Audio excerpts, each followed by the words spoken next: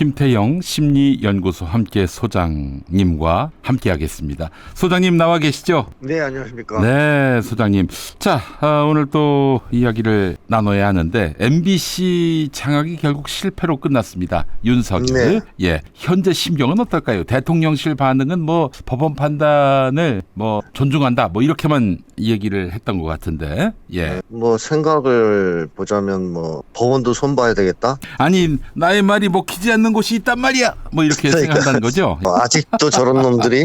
아, 그래요. MBC를 장악하지 못한다는 게 굉장히 아마 정권으로서는 큰 낭패가 아닐까 하는 생각이 들어요. 사실은.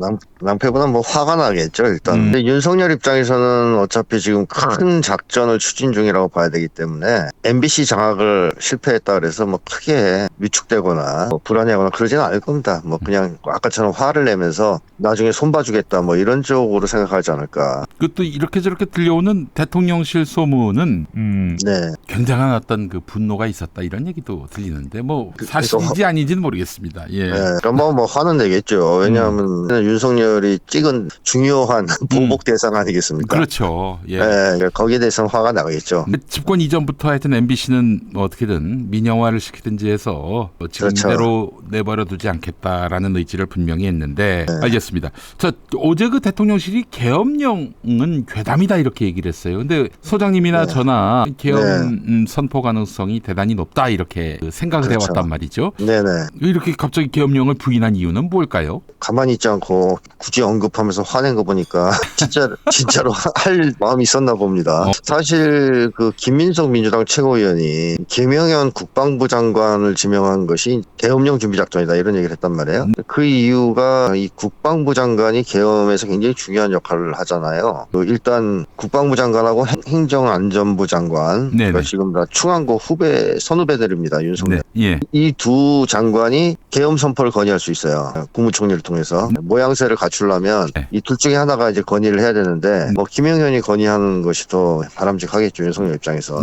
그게 이제 국방부 장관 역할이고 또 하나는 계엄사령관하고 부사령관을 추천할 수 있습니다. 윤석열 말 잘 듣는 또 뭐 충안고 출신이나 이런 사람들로 계엄사령관을 추천할 수 있고요. 그다음에 계엄사령관을 지휘 감독할 수 있는 권한도 있는데요. 네네. 물론 전국 계엄이 선포되면 대통령이 직접 지휘 감독을 하는데 서울이나 수도권 일부 지역만 선포할 경우에는 국방부 장관이 계엄사령관을 지휘 감독하게 됩니다. 네. 이런 중요한 직책이 이제 국방부 장관 역할이기 때문에 그야말로 이틀 경호처장인 김영현을 갖다가 앉힌 거 아니냐 하는 생각이 들고 계엄령을 부인하면서 이 사람들이 얘기하는 게 이제 이런 거잖아요. 헌법 제77조에 의하면 대통령은 계엄 선포 직후 국회에 통고를 해야 되고요. 국회가 재적의원 과반수 찬성으로 계엄 해제 요구하면 해제해야 되거든요. 그러니까 이거를 말이죠. 그 분들도 야야야 뭐 계엄령 해봐야 뭐 바로 이렇게 중지시킬 수가 있는데 뭘 걱정을 하니 이러는데 계엄이 선포되면 그 다음부터 지들 멋대로 할 수 있다는 것이 함정 아닙니까?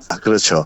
그러니까 이 조항을 가지고 대통령실도 못한다고 얘기하는 것 같은데 박근혜 계엄령 문건이 발견된 게 있잖아요. 글쎄 말입니다. 촛불항쟁 당시에. 이 당시에 박근혜가 얘기한 그 문건에 뭐가 나오냐면 반정부 정치활동 금지 포고령, 고종간첩 등 반국가 행위자 색출 지시 이런 것들을 발령해서 야당 의원들을 집중적으로 검거하는 내용이 들어있습니다. 이 문건에. 야당 의원들을 집중적으로 검거하는. 아니 집중적으로 검거를 하려면 뭐 혐의를 잡아내야 되는 건데 계엄을 선포할 경우에는 굳이 혐의를 일일이 열거하면서 잡지는 않겠죠. 그렇죠. 네, 그래서 원래 계엄 선포하는 동시에 군대 투입해서 야당 국회의원들을 체포하거나 감금, 연금하면 사실상 이 계엄 해제를 무력화시킬 수 있지 않습니까? 그렇죠. 저기 과반수라고 했는데 과반수 안 되게 그렇죠. 한 50명만 잡아가면 아니면 연금만 해도 돼요. 국회 못 나오게. 그렇지. 집 밖으로 못 나오게. 그러면 회의를 할 수가 없는 거 아니에요. 그렇습니다. 그래서 원래는 계엄법에는 국회의원은 현행범인 경우 제외하고는 체포 구금할 수 없다고 돼 있긴 한데 야당 국회의원들 반국가 세력으로 규정하고 현행범으로 체포할 수도 있고 연금할 수도 있고요. 그래서 윤석열이 최근에 들어와서 계속 반국가 세력이 어쩌고 저쩌고 뭐 검은 선동 세력이 어쩌고 개전 초기에 북한과 뭐 연결돼서 이런 얘기를 떠들고 있는 게 계엄 선포 후에 이 야당 국회의원들을 체포하거나 무력화할 명분을 축적하고 있는 거 아니냐 하는 의심이 들죠. 그러니까 그 계엄이 일단 선포되면은 뭐 일단은 행정 권력과 사법 권력이 통폐합된다는 거 아니겠습니까? 그렇습니다. 삼권 분립이 무너지는 거예요. 헌법적 원칙이. 그러면은 그렇죠. 멋대로 할 수 있다는 거예요. 지들 멋대로. 네, 맞습니다. 윤석열이 계엄을 선포한 다음에 뭘 못하겠습니까? 그 정도까지 하면. 그래서 제 생각인데 뭐 좀 네. 어떤 위기 상황이 더 확실해지면은 아예 국회의원들이 본회의장에서 그냥 본회의장에서 먹고 네. 자고 먹고 자고 해야 되지 않겠는가 하는 그런 생각이 들더라고요. 뭐 극단적인 상황이 되면 그것도 끌어낼 수도 있어요. 아, 그래요? 입에서 계엄령 상황이. 그러니까 계엄을 아예 못하게 아예 지금부터 작사를 해놓지 않고 계엄이 발령이 되면 그 다음에는 일단 저질렀으니까 네네네. 무슨 짓인들 못하겠습니까? 아, 국회로 아예 들어가서 끌어낸다? 그럴 수도 있다는 것이죠. 그 문을 걸어 잠궈야지 그러면. 여러분, 이런 상상이 가능한 윤석열 정권이에요. 그걸 알아야 합니다, 우리가. 아니, 그리고 실제로 박근혜 아까 얘기했던 계엄령 문건에 이 국회의원 체포 얘기도 나오고요. 그다음에 언론 통제 검열 얘기도 나오고 군사력 동원해서 촛불 집회 진압하는 얘기도 나옵니다. 그래서 그 당시에 서울 진압을 위해서 육군 20기계화 보병사단, 30기계화 보병사단, 육군 1공수특전여단 투입하겠다 이런 얘기도 써 있어요. 그러니까 이런 식으로 구체적으로 짜고 있지 않습니까? 네. 근데 박근혜 정권이 이 정도였다면 윤석열 정권은 뭐 더하지 않겠냐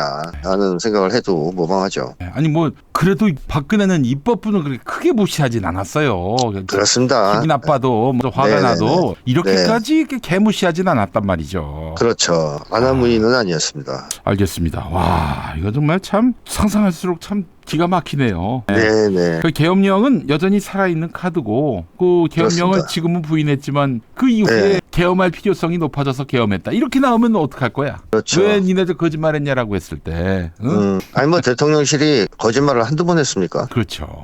그런 거에 대해서 도덕적 가책도 느끼지 않는 아주 정말 그렇습니다. 철면피예요. 철면피. 네. 알겠습니다. 아, 그러면 윤석열이 이제 특검 계엄령 관련해 가지고 국민들에게 염려가 확산되니까 이게 좀 차단해 보려고 한 말이지만은 실상은 네. 들켰다 이렇게 생각할 것이다. 네네 맞습니다. 저는 계속 추진할 거라고 봅니다. 네. 그 소장님, 뭐 이거는 좀 소장님께 여쭤볼 영역에서 벗어난 것인지는 모르겠지만 계엄령 발동되면 우리는 어떻게 해야 합니까? 그 거리로 나가야 됩니다. 다. 거리로 나가야 된다. 네, 집에 있지 말고.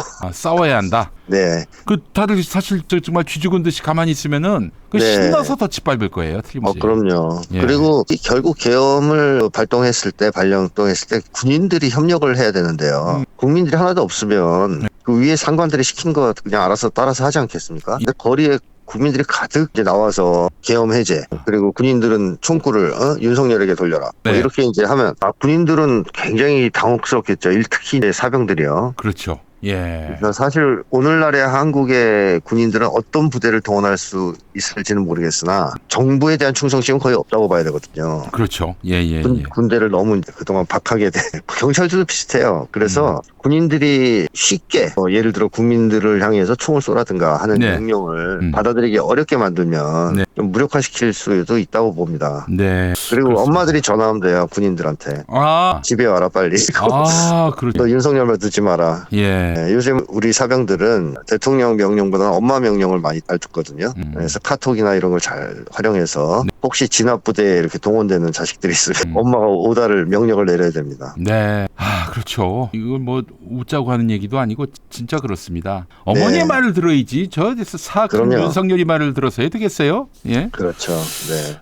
그래요. 우리가 거리로 나가야 된다. 그 말하자면은 이 윤석열 깡패 새끼의 이런 계엄령 포고에 조금 네. 더 굴하지 않고 우리 그렇죠. 국민들은 맞서 싸운다 이런 의지로 네, 모이고 맞습니다. 많은 수가 광장을 채우면은 군인도 그렇죠. 경찰도 어쩔 수 없을 것이다. 그렇습니다. 무엇보다도 외신이 이걸 열심히 촬영해서 전 세계에 타전하지 않겠습니까? 그렇습니다. 이제 무력 진압은 사실 어렵거든요. 항전을 벌이면. 그렇죠. 예. 네, 따라서 핵심은 이제 국민 항쟁이 얼마나 벌어지느냐에 따라서 이제 결과가 좌우되겠죠. 많이 나올수록 좋은 그렇습니다. 것입니다. 많이 나와. 네. 딴 일 다 포기하고 나와야지. 지금 나라의 운명이 나의 운명인데. 예. 그럼요. 예. 이런 점을 좀 미리미리 많이 알려드리면은 시도도 못 할 거예요. 한동훈이가 그 저기 네. 제3자 추천 아니면은 헌법 그거는 좋다 이러면서 자기가 또 저기 특검법을 만들어서 내놓겠다라고 했는데 네. 그 말이 바뀌었어요. 어떻게 보십니까, 예. 소장님? 한동훈은 병적인 욕망이 있는 사람이라는 건 이제 다들 알고 계실 텐데 디테일에 집착하는 성향이 있다고 제가 그랬지 않습니까? 그렇죠. 네, 작은 거에 집착하는. 요거 이제 보통 공격받았을 때 반박하거나 방어할 때 잘 드러나죠. 그렇죠. 예. 네, 크게 이렇게 상대방 얘기를 듣고 거기를 스케일이 크게 반박하는 게 아니고 작은 거 말꼬리 이런 거 잡아가서 반박하는 이런 모습을 보여왔지 않습니까? 근데 이게 방어할 때만 나타나는 문제가 아니고요. 욕망과 관련해서도 나타난다고 저는 생각해요. 한동훈은 이 보통 병적인 욕망을 가진 사람들은 야망 같은 걸 가지거든요. 그렇죠. 거대한 야망 같은 게 있습니다. 대통령을 뭐 하겠다든가 뭐 크게 한몫 잡아서 떼돈을 벌겠다든가 이런 거대한 야망이 있거든요. 네. 근데 한동훈은 좀 그런 쪽이 아니지 않나 싶어요. 이러한 거대한 야망보다는 짜잘한 쾌락을 즐기는 사람 아니냐. 아, 정치가 쾌락입니까? 예, 그러니까 짜잘한 쾌락에 더 집착하는. 잘해요, 사람이. 욕망도 좀 잘해. 제가 볼 때는요. 예를 들면 전략적 목표를 세워야 된단 말이에요. 당대표가 돼. 윤석열과 일전을 벌여야 되고 차기 대권 주자로 다 올라서야 되고 그러면 지금 한가한 시간이 아니라 바쁜 시간이거든요. 네. 열심히 이제 움직여야 되거든요, 뭔가. 근데 사람들이 보면 아무것도 안 하고 좀 빈둥빈둥 논다 싶은 느낌이 있잖아요. 그렇죠. 그러니까 이게 이제 전략적 목표를 세우고 움직이는 사람이 아니기 때문에 그렇다는 거죠, 제가 볼 때는. 아, 그러니까 뭐든지 즉흥적으로 이제 대처한다. 네, 즉흥적으로 하고 작은 거에 일일이 반응하고 이런 쪽은 강한데 크게 그림을 그려도 그걸 추진하는 능력은 현저히 떨어진다는 겁니다. 그래서 뭐 예를 들면 전쟁이 벌어졌을 때 훌륭한 전략가들은 전쟁에 집중합니다. 전투를 져주기도 해요. 그렇지. 네, 뭐 유인전 같은 것도 있지 않습니까? 전략적 후퇴도 있고요. 네, 일부러 막 져줘서 끌어들이기도 해요, 적을. 근데 한동훈은 전쟁이라는 것은 염두에 없고 개별 전투, 유인전에 제일 잘 걸려들 사람이 한동훈 같은 사람인데. 한마디도 지지 않으려고 하는 거 보면은 그런 것 같습니다. 그렇죠. 정말. 그렇습니다. 그래서 저는 당대표가 당선되자마자 한동훈이 이제 한시름 놓은 거 아니냐. 내가 이제 살았다. 안 죽는다. 나 이렇게 잘났다. 이런 데 도취해가지고 별다른 목표 없이 소일거리를 찾고 찾아서 즐기고 있는 중 아니냐. 그래서 아니 아무리 정치가 우스워 보여도 그렇지 소일거리로 정치를 한다고요? 이번에 화재 현장 갔을 때 턱을 댄 거. 카메라 사진기 이렇게 번쩍번쩍하니까 앞으로 쫙 나가서 턱 깨지 않습니까? 예예예. 그런 게 지금 얘는 지금 즐거운 거잖아요. 쾌락. 자잘한 쾌락. 그게 너무 즐겁고 그렇게 행복하고. 해서 촬영이 돼가지고 언론에 뿌려져서 댓글에 네. 아 멋있다 뭐 네. 그런 댓글 보는 거. 네. 그렇죠. 그거 집에서 신경 쓰고 있는 거예요 지금. 아 매사에. 그래서 한동훈이 좀 뭐랄까 옛날 그 삼국지만 뮤비 스타일일 수도 있어요. 삼국지 뮤비가 보면 조금 안전해지거나 편안해지면 예. 속골인가요? 그거 가지고 모자 이렇게 만들고 있다가 제갈공명한테 혼나고 막 그러잖아요. 너희 지금 뭐하고 앉아있냐. 네. 꽉하면 유비가 그랬거든요. 예예. 그래서 제갈공명이 고생을 좀 했죠. 예. 그거랑 비슷하게 한동훈도 어느 정도 안전선에 들어서서 목표가 달성되면 늘어져가지고 사진이나 찍고 이런 쪽이 열중하지 전략적 목표를 세우고 이런 쪽은 아니지 않나 싶어요. 네. 그 소장님 그러면은 그 현장에 소방관 옷을 입고 온 김동연 경기도지사는 어떻게 보십니까? 김동연 지사가 오히려 목적의식적인 거죠. 그런 점에서. 목적의식적이다. 네, 계획을 짜놓고 차분히 움직이는 거죠. 연출을 하고. 네, 그래요. 근데 한동훈은 그런 쪽이 아니라는 걸 보는 거예요. 자기가 이제 스타라고 생각을 하고 있는 거예요. 이 네. 친구는 그냥 연예인을 하지. 뭐 연예인 하기에는 사실 그 얼굴은 아닙니다만은. 그러게요. 저도 그 생각이 들더라고요. 연예인 했으면 딱 좋았을 텐데. 그렇죠. 또 뭐 안 받쳐주니까. 물론 연예인도 철학이 있고 또한 자기의 어떤 그 개성을 추구하는 사람이긴 하지만 기본적으로 인기를 먹고 사는 직종이거든요. 인기를 먹고 사는 정치인으로 산다는 건 참 어울리지도 않고 그런 사람이 얼마나 깊겠어요. 제가 얕을 거라고 보는 건데. 연예인도 훌륭한 연예인은 될 수 없고요. 예. 모델 같은 거 했으면 좋았을 텐데 또 그게 또 신체 조건이 안 됐을지 모르겠습니다. 아 그렇죠. 모델이 저기 뭐 굽 높은 그 신발 신고 나와서는 안 되죠. 그건 반칙이죠. 그리고 또 무엇보다도 자기가 이덕화가 아닌 이상은 여기까지만 하겠습니다. 예, 알겠습니다. 소장님 오늘 여기까지 얘기 듣고요. 다음 주에 이 뉴라이트들의 그 심리를 좀 한번 집중적으로 분석하는 시간을 한번 좀 가져봤으면 좋겠습니다. 네, 알겠습니다. 예, 소장님 다음 주에 또 뵙겠습니다. 감사합니다. 자, 우리 김태형 심리연구소 함께 소장과 만나봤습니다.